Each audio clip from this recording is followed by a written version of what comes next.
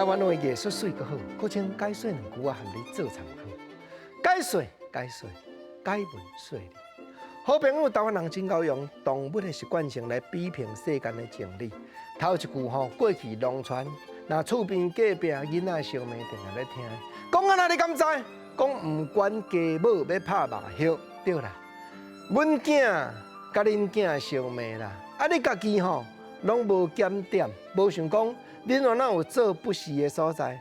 干那直咧讲阮囝安尼起骹动手，家母你都爱管呢，家己一条家母赶入去，大家都无事端，结果吼，你专门举一支锤啊要来拍马歇，要来讲阮的不是，你敢无想讲台湾一句俗语话讲是毋是嘛家己？啊有影，若真正会晓想的人，顾谦的人，就袂做即个头路。结果吼，你咧讲人毋管家母要拍马歇，换伊甲你讲翻头，讲你这是5里马歇占7里鸡啊！这表示啥？表示贪心。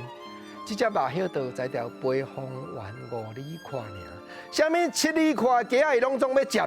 哦，这落真正真幸运啦。当然啦，台湾人过去这老辈，就是因为看到马歇伫咧掠鸡啊，才有才条一句一句的俗语话安尼说出来，结果去互相调查，去互相抄去呢。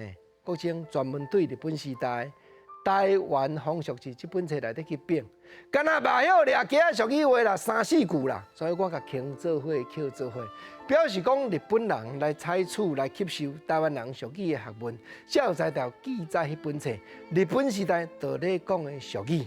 过来第3句，咱来讲冤家娘济无相较长，马歇偷掠鸡啊，乌手伫后壁，乌手比马歇较歹咧啦，难知啦。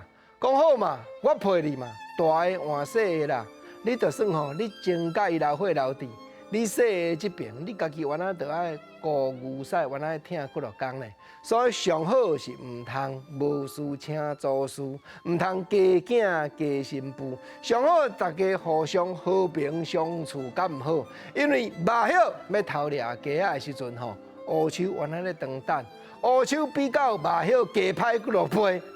马歇看到乌手就惊咧，这种古早动物大自然习惯性各种的生态，结果摕来比较社会事，嘛真趣味，嘛真丰富。